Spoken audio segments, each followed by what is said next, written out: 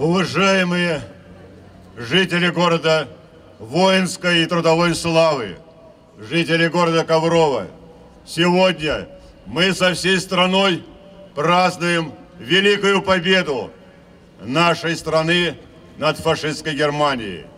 Сегодня первое и самое главное – это низкий поклон и их слова благодарности нашим ветеранам.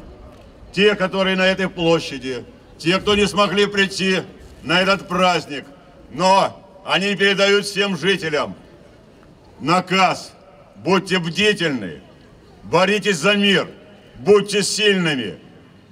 И это делает город Ковров своим оружием, своими разработками. Он помогает стране защищать мир. Мы сегодня гордимся возможностями Российской Федерации. Мы гордимся нашим президентом Владимиром Владимировичем Путиным, который сделал все, чтобы Россия была сильной и уважаемой в мире страной. Сердечно поздравляю жителей города Коврова с великой победой. Пусть мирное небо, благодаря нашему труду, будет над нашим городом и над нашей страной. С Днем Победы! Ура!